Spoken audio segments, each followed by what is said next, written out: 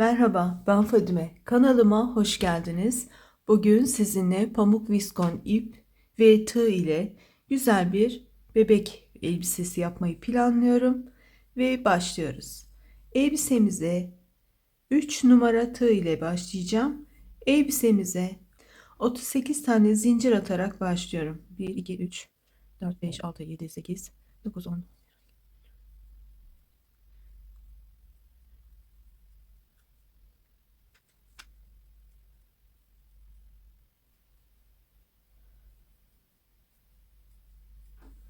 38 zincirimi attım. Şimdi hemen dönüyorum. Zincirimin üzerinde elbisemizin kurulumunu yapıyoruz. Dördüncü zincire batıyorum. Yukarıdan 2, 4 batıyorum dördüncü zincirime ve bir tane üçlü trabzan yapıyorum. Araya bir zincir çekiyorum. Aynı yuvaya tekrar batıyorum. Bir tane daha üçlü trabzan yaptım. Tığımın başına doluyorum zincir çekmeden.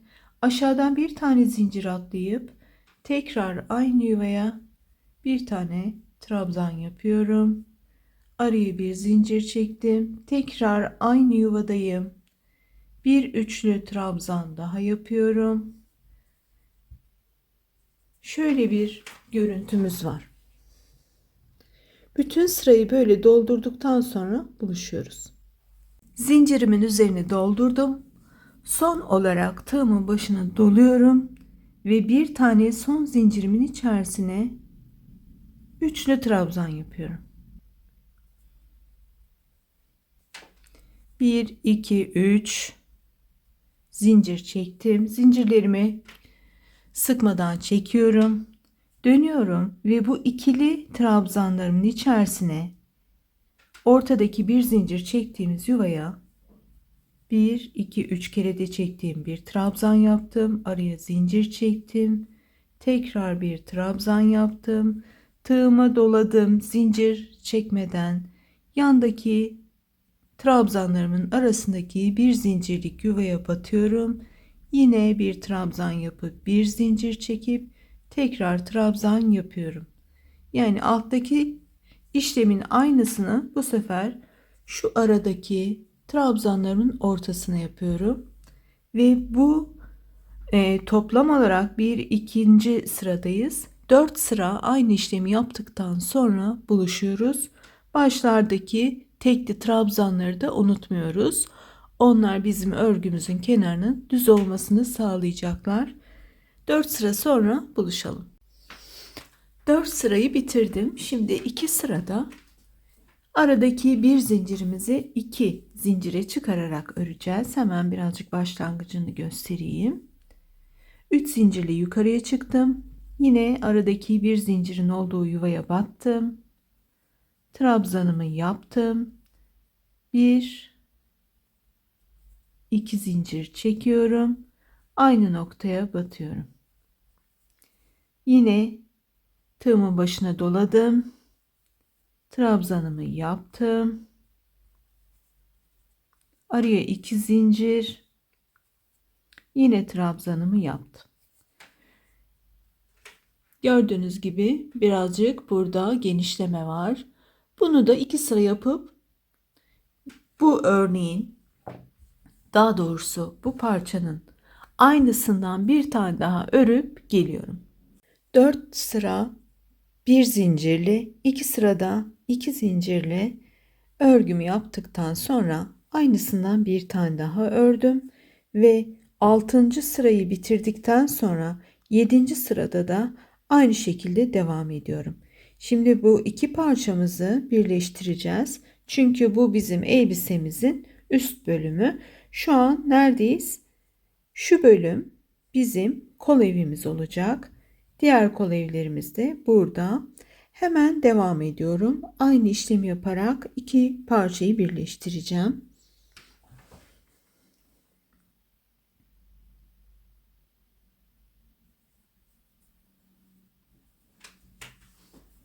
Tığıma doladım. Arada zincir çekmeden karşıya geçiyorum.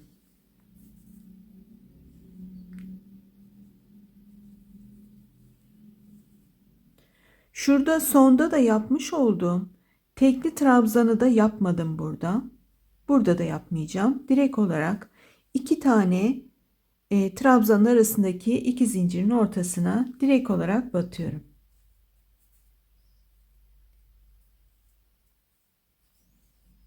Gördüğünüz gibi ve devam ediyorum aynı şekilde örmeye. 2 zincir, 1 trabzan, sonra tığıma doluyorum, yan yuvadayım, 1 trabzan, 2 zincir, tekrar 1 trabzan. Artık bebek elbisemizi yuvarlak bir şekilde örmeye başlayacağız. Bu sıramız bitince yuvarlak bir şekilde 2 sıra daha bu V'lere devam edeceğiz. Toplamda 5 sıra 2 zincirli bölüm yapacağız. Daha sonraki sıraya geldiğimizde buluşacağız. Şimdi efendim şuradaki birleşimimizi yaptıktan 3 sıra sonra başladım ben her yuvaya 2 trabzan 2 zincir 2 trabzan yapmaya. Başta ben bu kısmı anlatmıştım ama kameraya çarptığım için o kadar sallanmış ki yeniden anlatıyorum. Üçlü trabzan yapıyorum. 2 tane.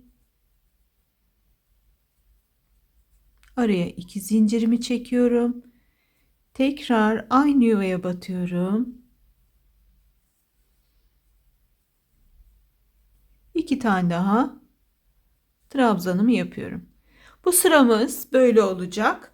Bir müddet aynı şekilde öreceğim ben. Kaç sıra olduğunu size söyleyeceğim. Çünkü şu an elimde bir örnek yok.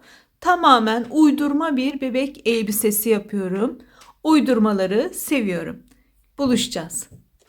En son 2 trabzan yapıp araya 2 zincir çektiğimiz aşamada kalmıştık. 1, 2, 3, 4, 5, 6 sıra ördükten sonra 3 trabzan 2 zincir yaptım. 2 sıra. Şimdi de 3 trabzan araya 3 zincir yaparak devam edeceğiz. Şurada ben 2 sırayı çektim ama elektriklerim kesik olduğu için baya bir karanlık olmuş. O bölümü maalesef videoya eklemeyeceğim. Çünkü çok kötü gözüküyor. Böylece şuradan nasıl başladığımı hemen anlatmak istiyorum. 3 ya da 4 zincirle trabzanlarınızın boyuna göre ayarlıyorsunuz o kısmı. Ve üçlü trabzan yapıyorum. Baştaki zincirimi de trabzandan saydığım için 2 tane trabzan yaptım. Yan yuvaya geçiyorum.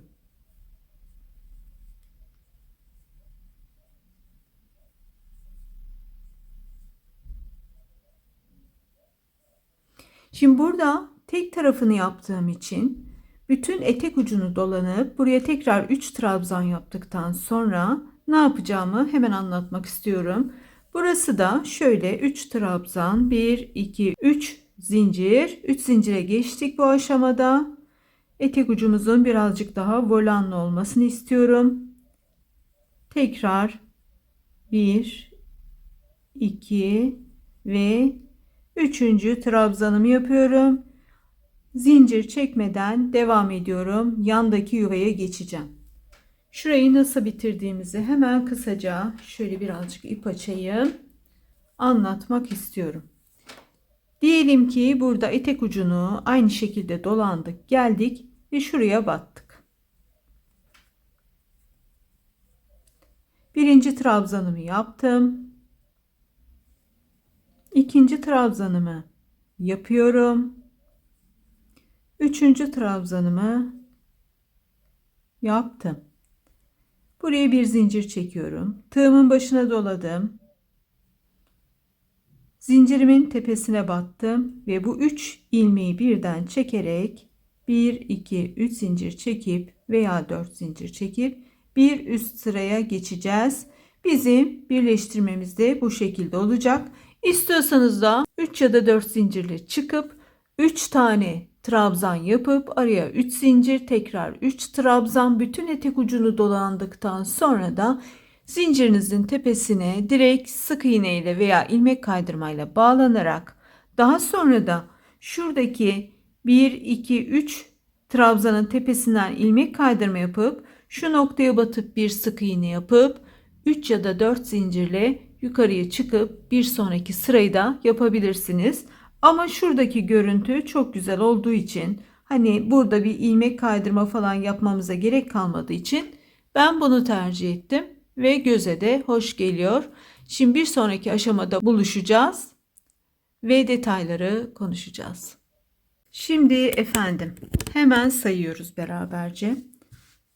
Şuradan itibaren 1, 2, 3, 4, 5 sıra üçlü trabzanlarla yapmış olduğum sıralar var.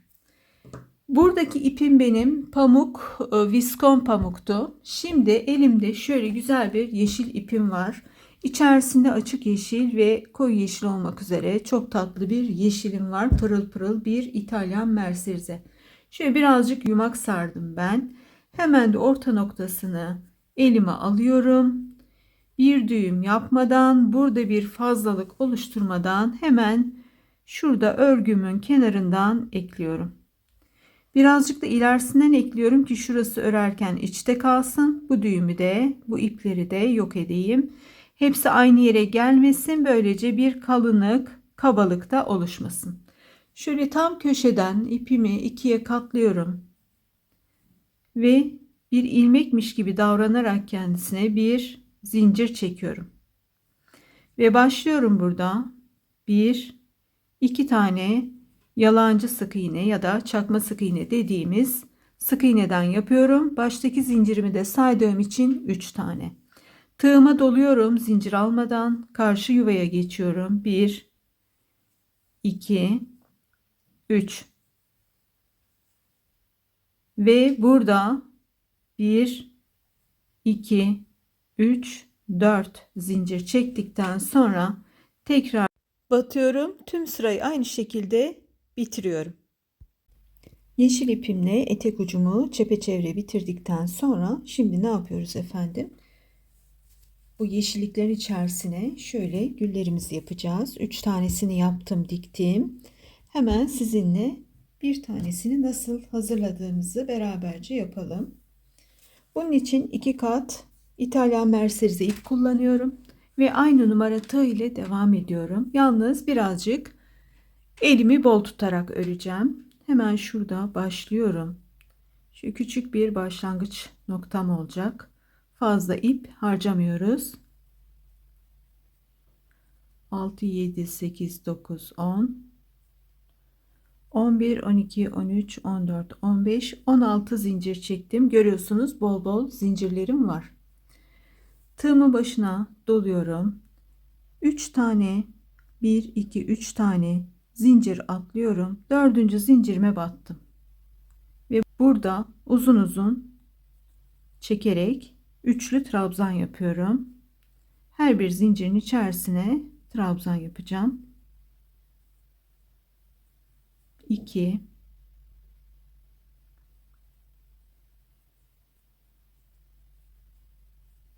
3, 4. Burada istediğiniz renkleri kullanabilirsiniz.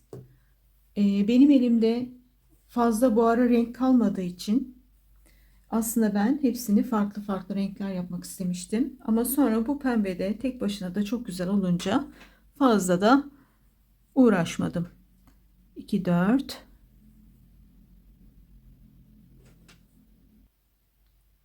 12. trabzanımı yapıyorum. Sona kadar geldim. Ve sonra 12. trabzanımı yaptığım yere bir kere daha batarak, sadece burada bir kere daha aynı noktaya batıyorum. 13. trabzanımı da yapıyorum. Görüyorsunuz bayağı uzun uzun trabzanlarım oldu. Ve burada 2 tane zincir çekiyorum. İyice sıkıştırıyorum. Şöyle küçücük de kesiyorum. Yaklaşık bir 2-2,5 santim kadar bir ip kestim. Şu baştaki iple ikisini bağlıyorum. Bunu da birazdan neden bağladığımı anlayacaksınız. Ve şöyle küçücük de kesiyorum. Ve burada gülümü nasıl yaptığımı hemen göstermek istiyorum. İğnemi alıp geleyim. Etamin iğnesine tek kat İtalyan Mercerise ipimi taktım. Gülümün renginde olan ipi taktım. Başta ben bir yeşille denedim ama güzel olmadı. Yeşil yeşil kaldı uçlarında. Onu sökmek zorunda kaldığım için size böyle anlatmak istiyorum. Ucunda düğümledim. Şimdi şurada ikisini birden bağlayarak birleştirdiğimiz ucu ne yapıyoruz? Hemen şöyle tersi düzü neresi diye bir bakıyorum. Şurası düzü. Hemen şöyle başlıyorum. Bizim zincirimizi çektiğimiz bölüm altta kaldı. Onu şöyle yapıyoruz. Şurayı şöyle bir üçgen oluşturdum önce. Şurada düğümümü aşağıya doğru çektim ve kıvırdım. Kıvırdığım yeri şu iğnemle önce bir sıkıştırıyorum. 2 kez sıkı sıkı geçtim. Daha sonra şuradaki fazla kalan ipimi de içine saklayarak yavaş yavaş yuvarlamaya başladım. Zincirim aşağıda ve yuvarladıktan sonra hepsini birden dikmeye başlıyorum. Şimdi şu uçta. Bunlar minik tomurcuk güller olduğu için çok kolay.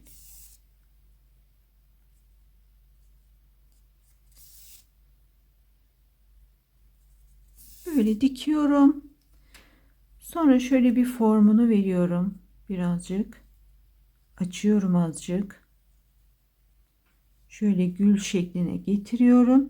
Ve daha sonra da şu en sonda kalan kenar olan bölümdeki trabzanımı da şöyle bir kenara doğru kıvırıyorum ki orada sanki böyle gülümüz kıvrılmış, yaprak azıcık dışa doğru dönmüş gibi bir görünüm yaratıyorum. Orayı da diktikten sonra tekrar köke doğru gittim ve burada nasıl dikeceğimizi de hemen anlatıyorum. Ben şöyle yaptım. Bir tane boş, bir tane dolu şeklinde güllerim var.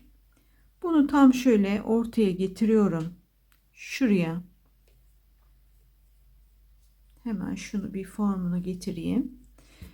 Şöyle ortaya getirdim gülümü. Ve başlıyorum dikmeye. Şöyle içlerinden gözükmeyecek şekilde sık iğnelerimin, trabzanlarımın, zincirlerimin hep içinden geçe geçe şöyle çırpma dikişi yapıyorum. Çırpma dikişi buradan çıkan ip iğnem tam karşıya batıyor. Sonra yine aynı noktadan geri batıyorum. Pembe ipimi daha çok gülümün içinde yürüterek, çünkü yeşilin içinde fazla belli olsun istemiyorum. Devam ediyorum.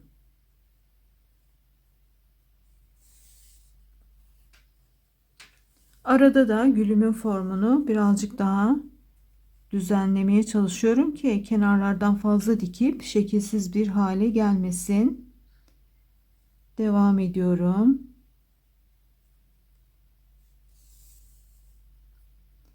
Şurada beyazımın içinde yine gözükmemesine çalışacağım.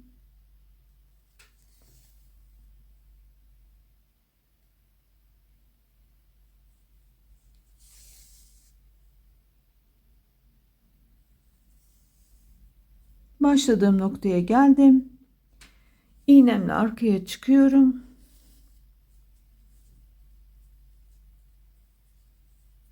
Tam şu ortada, şurada gülümün tam orta bölümü var. Oradan birkaç tane böyle düğüm yapıyorum şimdi.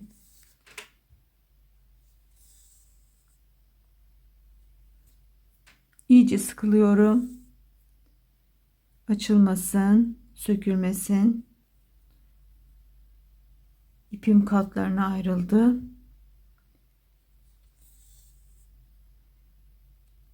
Bunu da yaptıktan sonra gülümün ortasına doğru iğnemi batırmaya çalışıyorum.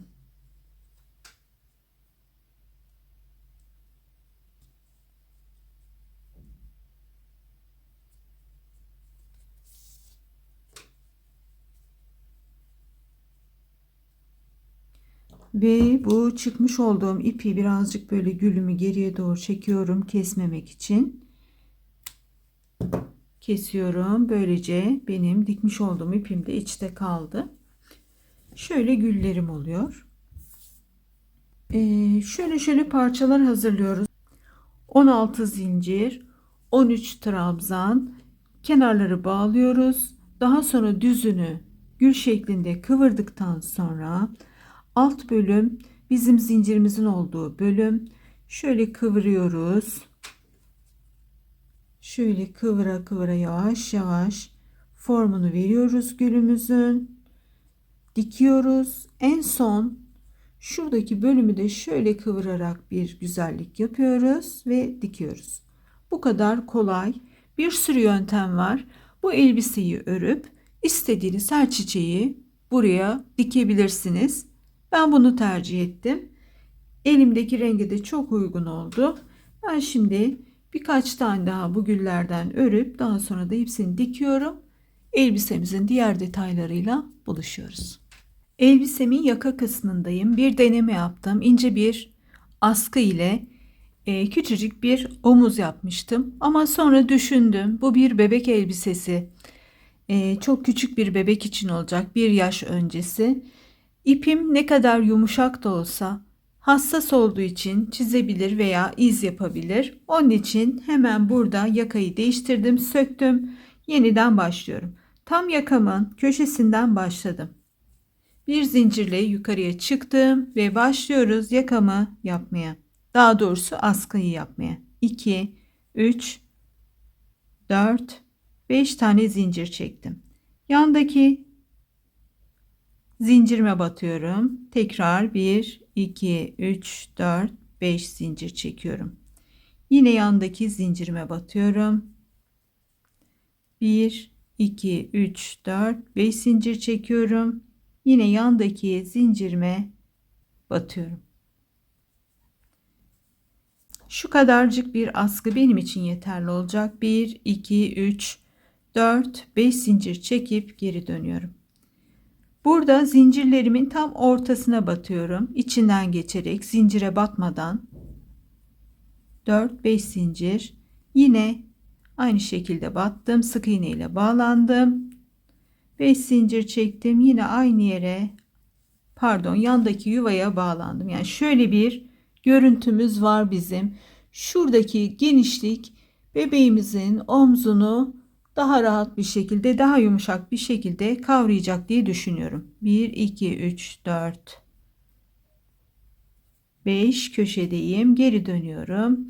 Yine aynı işlemleri yaparak burada bebeğimizin omzu genişliğinde veya askımızın ne kadar olmasını istediğimiz miktarca bu işlemi tekrarlayacağız. 5 zincirler var, sık iğneler var. Geri dönerken de 5 zincirler var.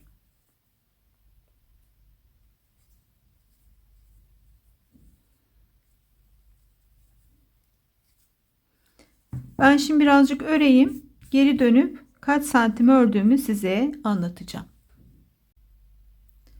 14 sıra ördüm. Hemen bir santim alalım. Burada herkes kendi bebeğine göre yapıyor. Burası 12 santim. Şimdi arka taraftaki yakaya ekleyeceğiz. Burada da her bir zincirin içerisinden giriyorum. Karşıdaki yuvaya batıp ilmek kaydırma yapıyorum. Karşılıklı denk gelmesine, eşit olmasına dikkat ediyorum.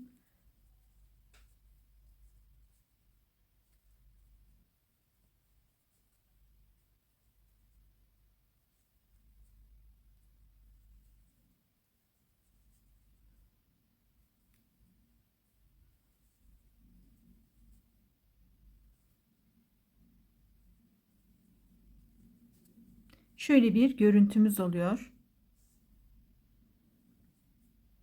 Diğerini de yapacağım. Buradaki işlemin bitince ipimi kesip diğer askıya geçeceğim. Daha sonra da ipimi koparmadan tığlamalara geçeceğim. Burada önce sık iğne hem yakada hem kollarda, hem de sık iğne biter bitmez ipimi koparmadan hemen peşinden de tersine sık iğne yaparak şuradaki görüntüyle bir eşitlik yaratmaya çalışacağız. Devam edeceğiz.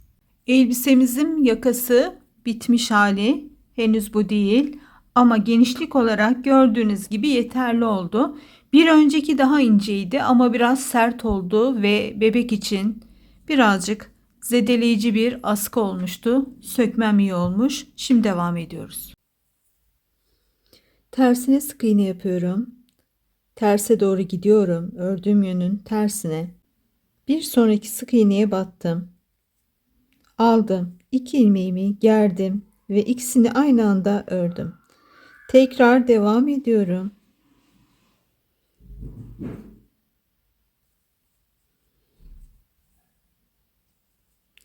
Yakamı ve kol kenarlarımı yapıyorum. Şöyle bir görüntü oluştu askıda. Bunları bitiriyorum. İplerimi temizliyorum. Buluşuyoruz. Evet, görüyorsunuz elbisemiz minnoşlukta ve tatlılıkta sınır tanımıyor.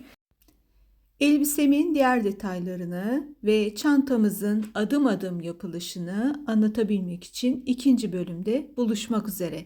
Çok teşekkür ediyorum. Hoşça kalın.